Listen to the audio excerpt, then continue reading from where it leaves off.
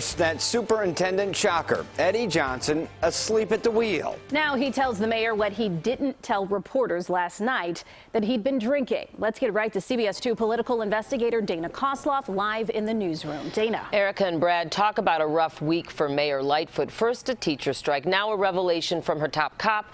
After he's found slumped over the wheel, he'd been drinking.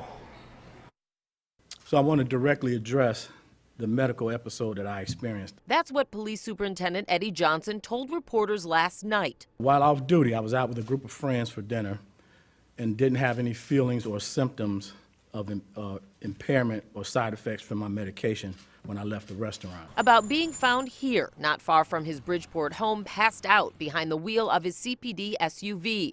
A Good Samaritan apparently called 911, worried about the driver's safety. The responding officers did come.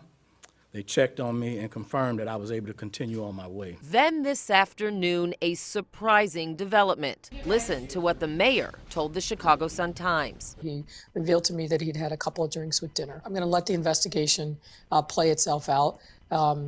He's a grown man. He had a couple drinks at dinner. During last night's news conference with reporters, there was no mention of drinking. At that Bridgeport scene where Johnson slept, police arrived, but no breathalyzer test was given to their boss. If someone looks impaired or intoxicated, or if they smell alcohol or cannabis for that matter, then they will conduct that. But if they don't think there's any reason to, then they won't do it. So is it against the rules to drink and drive a CPD vehicle? Not necessarily. Police Board Rule 17 prohibits drinking alcoholic beverages while on duty or in uniform, or transporting alcoholic beverages on or in department property, except in the performance of police duty.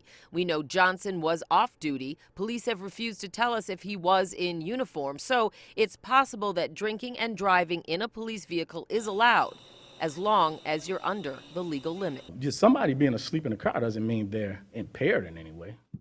Guys, thanks a lot. We got to get to the police board here.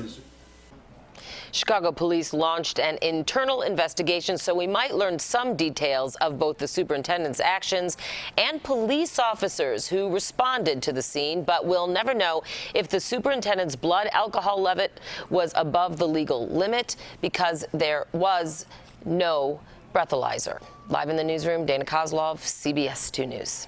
Thank you, Dana.